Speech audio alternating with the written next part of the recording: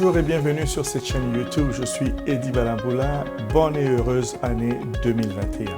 Cette année a commencé avec d'excellentes nouvelles en immigration canadienne. Nous allons en partager quelques-unes avec vous.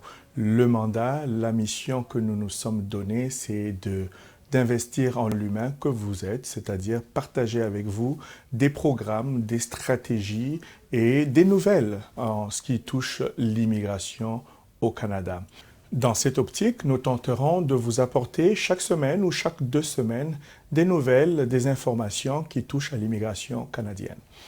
Le 31 décembre 2020, juste avant le passage à l'année 2021, le gouvernement du Canada avait décidé de prolonger une politique d'intérêt public qui avait été annoncée préalablement, qui permettait aux détenteurs de permis de résidence temporaire, ça veut dire les visiteurs, les détenteurs de permis de travail ou de permis d'études, leur permettait de demander un rétablissement de statut si leur statut avait expiré. Donc, cette politique qui avait été annoncée vers l'été devait normalement prendre fin le 31 décembre 2020 et il avait été décidé le 31 décembre en fait que cette politique-là était prolongée en fait jusqu'au 31 août 2021. Donc, ça veut dire que si vous êtes au Canada et votre statut avait déjà expiré ou va expirer, jusqu'au 31 mai 2021, vous pouvez demander un rétablissement de votre statut. Ce que vous devez retenir, c'est que avant l'entrée en vigueur de cette politique d'intérêt public, vous aviez, en tout cas les détenteurs de permis de résidence temporaire, avaient jusqu'à 90 jours pour rétablir ou demander le rétablissement de leur statut perdu. Maintenant, ça a été prolongé. Vous le devinerez pourquoi, en raison de la pandémie de la COVID-19 qui a bouleversé le traitement de plusieurs demandes.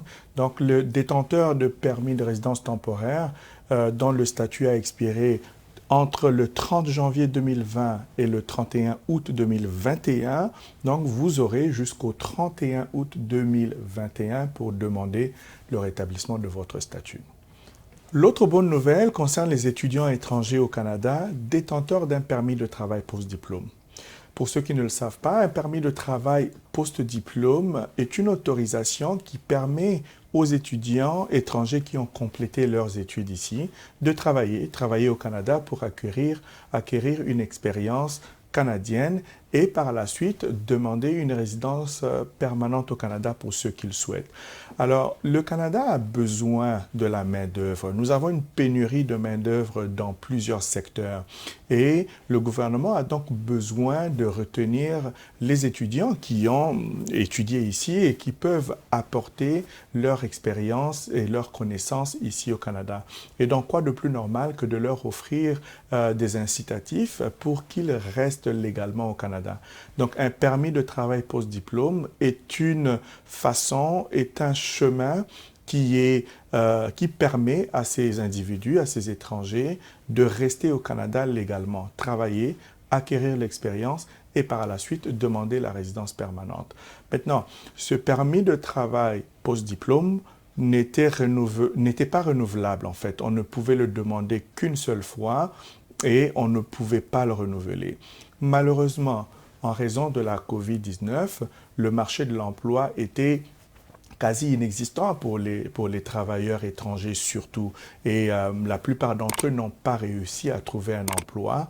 Et donc, ils avaient un permis, mais ces permis soit ont expiré ou vont expirer et ils n'ont pas réussi à acquérir l'expérience leur permettant de rester plus longtemps ou bien de demander la résidence permanente. Et donc, le gouvernement permet désormais à ces étudiants dont le permis de travail post-diplôme a expiré le 30 janvier 2020 ou plus tard. Donc, si vous avez été ici au Canada, vous avez un permis de travail post-diplôme qui a expiré déjà le 30 janvier 2020 ou qui a expiré plus tard, étant donné que pendant quasiment toute l'année 2020, le marché de l'emploi était quasi inexistant, comme je l'ai mentionné. Donc, vous êtes autorisé à faire une demande d'un nouveau permis de travail. Ce nouveau permis de travail, vous aurez jusqu'à 18 mois pour chercher un nouvel emploi et acquérir de l'expérience de travail canadienne et par la suite vous permettre de demander la résidence permanente. En fait, ça c'est une excellente nouvelle pour les étudiants qui se trouvent déjà au Canada. Il y a quelques critères à respecter, bien entendu, pour être autorisé à être en mesure de soumettre une demande de ce nouveau permis, en l'occurrence être sur le sol canadien, donc être encore au Canada et avoir un permis de résidence temporaire encore valide. Si votre permis a déjà expiré, avoir soumis une demande de rétablissement. Et donc, il y aura d'autres détails qui seront rendus publics ou disponibles le 27 janvier 2021 sur le site du gouvernement du Canada. Et les détenteurs qui souhaiteraient faire cette demande-là auront justement du 27 janvier au 27 juillet 2021 pour demander ce nouveau permis de travail ouvert pour être en mesure de travailler au Canada. Lorsque je dis permis de travail ouvert, c'est un permis qui n'est pas limité, c'est un permis qui vous permet de travailler pour l'employeur que vous souhaitez, occuper le poste que vous souhaitez. Voilà, donc ça c'était une autre excellente nouvelle annoncée en début de cette année 2021. L'autre nouvelle concerne le programme des parents et grands-parents, le programme pour l'année 2020. Le gouvernement du Canada a déjà terminé d'envoyer les invitations pour les personnes qui ont été retenues. Si vous ne le savez pas, le programme permet aux résidents permanents et aux Canadiens de parrainer leurs parents et leurs grands-parents ou leurs grands-parents qui sont en dehors du Canada. Et donc, il fallait soumettre une déclaration d'intérêt et c'est un système de tirage. On peut appeler ça une loterie. Le gouvernement tire de manière au hasard comme cela. 10 000 demandes ont été acceptées. Il y a une limite annuelle. Donc, pour l'année 2020, c'était 10 000 demandes qui devaient être acceptées. Et donc, ces individus-là reçoivent dans leur boîte courriel l'autorisation de soumettre une demande complète parce qu'ils ont été retenus, ils ont été sélectionnés. Donc, si vous aviez soumis votre déclaration d'intérêt et vous n'avez pas reçu de réponse d'Immigration Canada, vérifiez s'il vous plaît votre dossier, votre boîte de courriel indésirable. Peut-être qu'il y a un courriel là-dedans qui pourrait vous faire sourire et vous donner une très bonne humeur, mais en tout cas, ce n'est pas une mauvaise idée de vérifier parce que parfois, des courriels se retrouvent dans votre boîte de courriel indésirable. Le programme pour 2021 ouvrira sous peu. Le gouvernement a déclaré que cela arrivera. Malheureusement, on n'a pas encore de date. Mais la bonne nouvelle encore, c'est que pour l'année 2021, 30 000 demandes seront acceptées. Donc, le processus fonctionnera de la même manière. Donc, il y aura une période d'ouverture du programme pour manifester votre déclaration d'intérêt, dire, écoutez, moi, je souhaite parrainer mon père, ma mère, mon grand-père, et ainsi de suite. Par la suite, le gouvernement va sélectionner, encore de manière au hasard, une loterie, si vous voulez appeler ça de cette manière-là, et vous recevrez une lettre vous indiquant si vous avez été sélectionné. Et par la suite, donc, vous allez soumettre votre demande complète. Il y a des critères toujours à respecter, mais sachez, la bonne nouvelle, encore une fois, 30 000 demandes pour 2021, il y en a eu 10 000 d'acceptés pour 2020. Si malheureusement vous ne recevez aucune invitation ni pour le programme de 2020 ni pour celui de 2021, vous pouvez toujours considérer le programme de visa pour parents et grands-parents, le Super Visa. C'est un visa qui vous permet qui permet à vos parents, en tout cas, de venir au Canada et y rester pour une période allant jusqu'à 2 ans. OK? Donc, c'est une option que vous pouvez considérer, soit si vous ne recevez pas l'invitation ou tout simplement si financièrement, vous n'êtes pas en mesure de rencontrer les exigences de ce programme. Donc, Balkan Immigration Services, nous sommes là pour vous aider. Nous sommes un cabinet de consultation en immigration canadienne. N'hésitez surtout pas à entrer en contact avec nous pour vos questions. Envoyez-nous un courriel. Vous allez avoir les coordonnées au bas de l'écran. Nous sommes ici pour investir dans l'humain que vous êtes. Avant de conclure, nous allons vous parler de la lettre de mandat supplémentaire que le Premier ministre du Canada a adressée à son ministre d'immigration, M. Marco Mendicino. Une lettre de mandat, c'est simplement un document, une lettre adressée au ministre, donc par son Premier ministre. Donc le Premier ministre adresse une lettre à son ministre pour lui donner les orientations claires ou les attentes par rapport à son ministère. Alors nous allons lire rapidement, nous n'allons pas lire la lettre au complet, mais nous allons voir tout simplement afin de saisir le portrait, pour saisir en fait les grandes lignes des orientations de cette lettre supplémentaire que le Premier ministre a adressée à son ministre. Comme vous pouvez le voir, la lettre de mandat a été adressée le 15 janvier 2021 au ministre de l'Immigration et des Réfugiés et de la Citoyenneté canadienne. Merci de continuer à servir les Canadiens à titre de ministre de l'Immigration et des Réfugiés, bien entendu.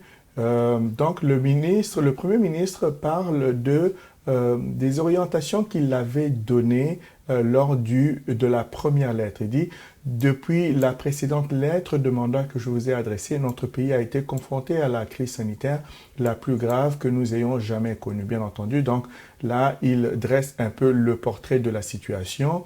Même si nous continuons à distribuer des vaccins dans tout le Canada, les actions audacieuses restent de mise pour lutter contre cette pandémie. Bon, voilà. Alors, nous allons passer à ce qui nous concerne, ce qui nous intéresserait. C'est ce paragraphe ici.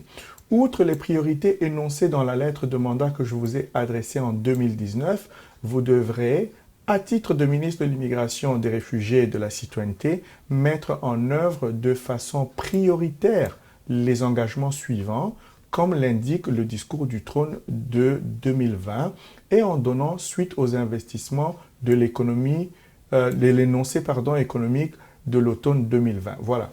Alors, comme le prévoit le plan de niveau d'immigration 2021-2023, nous avons déjà fait une vidéo au sujet de ce plan d'immigration. Vous pouvez regarder sur la liste de nos vidéos, vous allez le retrouver. On dit ici, il faut continuer d'accueillir en toute sécurité des nouveaux arrivants au Canada. Ceci indique que le Canada reste concentré sur le fait que les nouveaux arrivants doivent continuer de venir ici, justement en partie pour aider l'économie canadienne, afin de favoriser la relance et la croissance économique.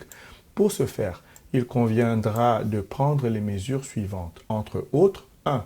Élargir la portée des programmes pilotes d'accueil des réfugiés qualifiés au moyen des volets de l'immigration économique. 2. Continuer de soutenir la réunification rapide des familles. Donc, le Canada insiste maintenant sur le fait de réunifier les familles plus rapidement, d'accélérer un peu le processus, vous le voyez. Continuer de travailler sur des programmes pilotes sectoriels et régionaux. Donc, c'est créé parce que le gouvernement a déjà créé, en fait, certains projets pilotes, certains programmes pilotes, mais des programmes concentrés sur des secteurs et sur des régions spécifiques en fonction des besoins spécifiques de ces régions-là.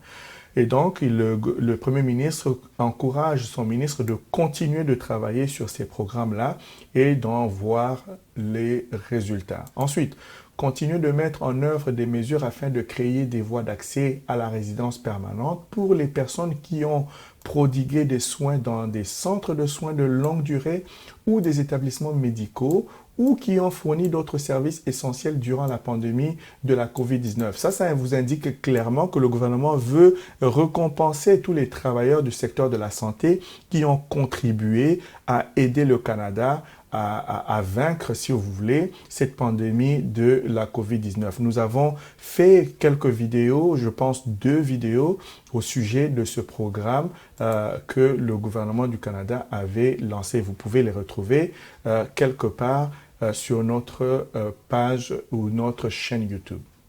Par la suite, continuer de travailler avec le ministre de la Sécurité publique et de la Protection civile, le ministre de la Santé pour protéger la santé et la sécurité des Canadiens par une gestion sécuritaire responsable, OK? Continuer d'explorer les voies d'accès à la résidence permanente et à la citoyenneté pour les travailleurs étrangers temporaires. Donc, vous voyez bien que le gouvernement veut permettre aux travailleurs temporaires ici au Canada de devenir des résidents permanents, donc de rester au Canada. aider la ministre de l'Emploi, du Développement de la main-d'œuvre et de l'inclusion des personnes handicapées à continuer de soutenir et à protéger pleinement les travailleurs vulnérables, d'accord? Continuer de travailler avec les provinces et les territoires pour offrir des services d'établissement de grande qualité et faciliter l'intégration des néo-canadiens. Pour ce faire, il conviendra de continuer de soutenir la formation en français. Il s'agit de vous, de nous les francophones ici, un accent sur nous, tout en respectant la compétence provinciale et en offrant une complémentarité avec les mesures actuelles. Bon. Alors, aider le ministre des Transports et le ministre des Affaires étrangères à mettre en œuvre des recommandations et des leçons contenues dans ce rapport. Nous allons mettre le lien vers cette lettre dans la description. Vous allez en avoir les détails, vous pouvez la lire tranquillement. Mais ceci était tout simplement pour vous dire que le gouvernement du Canada est encore concentré sur le besoin de faire venir les immigrants au Canada et d'accueillir un grand nombre pour devenir des résidents permanents au Canada. Alors, nous sommes Balkan Immigration Services. Je suis Eddie Balamboula, votre consultant réglementaire en immigration au Canada. Vous avez besoin d'aide, vous avez des questions.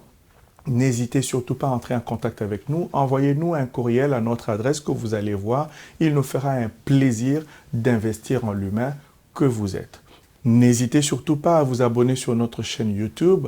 Activez la notification, partagez nos vidéos avec vos amis et frères, pourquoi pas, et nous allons nous faire un plaisir de vous assister. Merci de nous avoir suivis et à la prochaine.